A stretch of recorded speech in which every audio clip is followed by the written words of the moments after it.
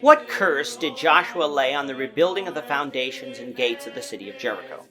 This is the question that we seek to answer today as we continue our verse-by-verse study of the book of Joshua on Walking Through the Bible. Today we're going to be discussing Joshua 6 verses 22 to 27, but before we do that, let's read the passage. If you have a Bible with you, turn to Joshua 6 verse 22, but if you don't have a Bible, don't worry, just follow along with us on the screen. The version that we'll be reading from is the New King James Version. So Joshua 6, beginning at verse 22. But Joshua had said to the two men who had spied out the country, "Go into the harlot's house, and from there bring out the woman and all that she has, as you swore to her." And the young men who had been spies went in and brought out Rahab, her father, her mother, her brothers, and all that she had. So they brought out all her relatives and left them outside of the camp of Israel. But they burned the city and all that was in it with fire. Only the silver and gold and the vessels of bronze and iron they put into the treasury of the house of the Lord. And Joshua spared Rahab the harlot, her father's household, and all that she had. So she dwells in Israel to this day, because she hid the messengers whom Joshua sent out to spy out Jericho. Then Joshua charged them at that time, saying, "Cursed be the man before the Lord who rises up and builds this city Jericho. He shall lay its foundations with his firstborn, and with his youngest he shall set up its gates." So the Lord was with Joshua, and his fame spread throughout all the country. Israel has taken Jericho. The walls of Jericho fell by the power of God, and the people went in and did as the Lord commanded, as it came to killing everything that was alive in the city. We're going to see where someone disobeyed concerning the gold, silver, iron, and bronze items that were to be devoted to the Lord in chapter 7. But concerning all the people, Israel obeyed in killing them all. The one exception was concerning Rahab and those in her house. Back in chapter 2, the spies sent into Jericho lodged with her, and by faith she hid them from the king's men and sent them out another way. She asked that her family and her would be spared when Israel came and took Jericho, which she knew was a certainty because she had heard about the Lord and what he had done for Israel thus far. The conditions placed by the spies on her was that she tell nobody of their plans, that she tie a scarlet cord in the window and leave it there, and that anyone from her family to be saved would be in her house when Israel attacked. From what we see in Joshua 6, Rahab obeyed these commands, and so Joshua sent the two spies to get Rahab, her family, and all that she had, and bring them outside of the city and outside the camp of Israel. What would Rahab's future hold? Well, as of the writing of this book, she is said to be alive in Israel. If it weren't for Matthew chapter 1, verses 2 to 6, though, we would not know much more about Rahab apart from her actions in Joshua. In Matthew chapter 1, verses 2 to 6, we read, "Abraham begot Isaac, Isaac begot Jacob, and Jacob begot Judah and his brothers. Judah begot Perez and Zerah by Tamar, Perez begot Hezron, and Hezron begot Ram. Ram begot Amminadab, and Amminadab begot Nahshon, and Nahshon begot Salmon. Salmon begot Boaz by Rahab, Boaz begot Obed by Ruth. Obed begot Jesse, and Jesse begot David the king."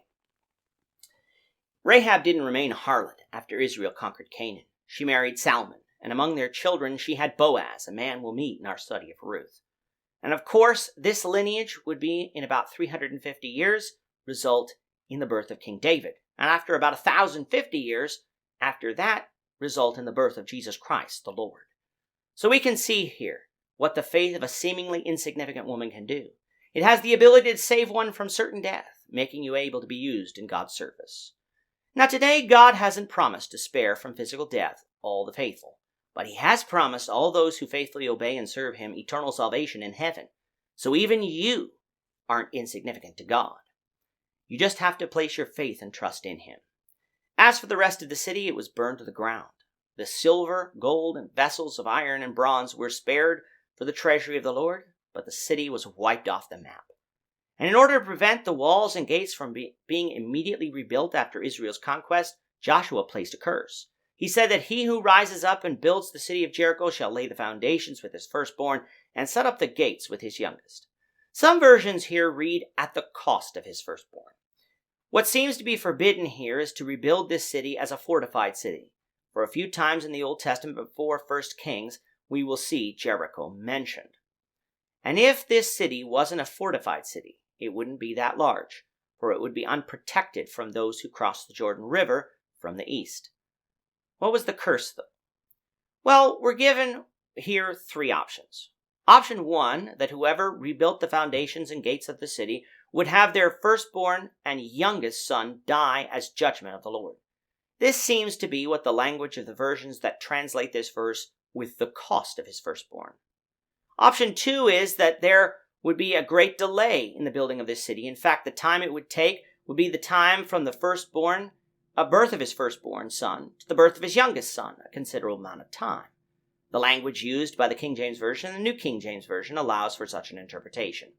The third option is that the one who rebuilt this city would offer his firstborn and youngest sons as offerings in his idolatrous worship at the beginning and end of his work. There are some manuscripts of the Old Testament that allow such an interpretation, but they are few. Personally, I believe that the language means that the sons would die. But if either of the other options are correct, or if there's another option out there that we didn't consider, and that is correct, it doesn't matter. For the people understood what Joshua meant. And even current archaeological evidence would confirm that for over 500 years, there wasn't a walled city at Jericho. It would not be until the days of Ahab in 1 Kings 16:34 that we read of the walls being rebuilt. And what happened to the one who rebuilt it is exactly what Joshua prophesied here, confirming once again the accuracy of the Bible. Before closing this chapter, we must quickly consider what the skeptic has to say about it. Of course, they're going to deny the miraculous fall of Jericho's wall, citing that if the wall fell at all, which many don't believe, then an earthquake caused it. Whether God used an earthquake is up to him, but if he did, he directly caused it, for it came at the exact moment the people shouted. But beyond the miracle, there are some archaeologists who deny this story because they claim that a walled city of Jericho didn't exist in 1406 BC, that its walls fell about a century earlier than that, and there was nothing much for Israel to conquer here. The way they do this is by dating rocks and pottery, something that I will admit that I am not an expert in. But what I do know are 2 things. 1, dating things from the far distant past, especially the 2nd millennia BC and before, is not an exact science. There's always margins of error, and sometimes those margins of error are quite large.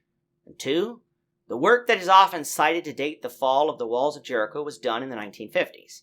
Now, in and of itself, that is not cause for alarm, for older work doesn't necessarily mean inaccurate work.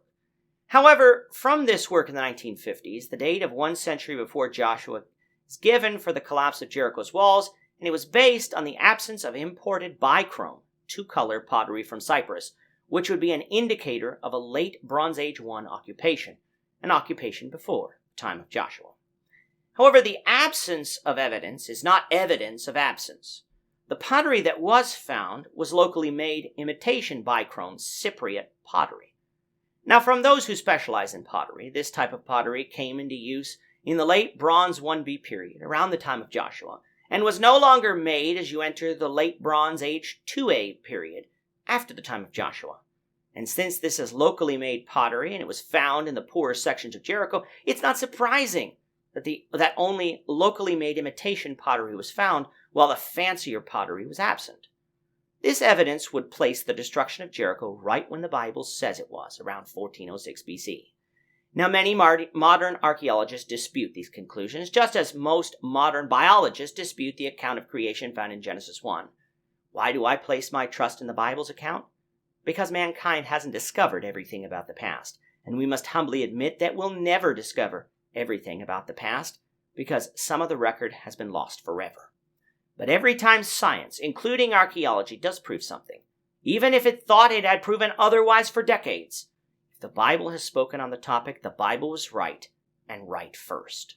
When studied as a whole, the Bible shows mountains of evidence within its pages of being inspired from God, and so I will choose to believe the almighty, infallible creator of this universe any day over the thoughts and opinions of fallible men and women.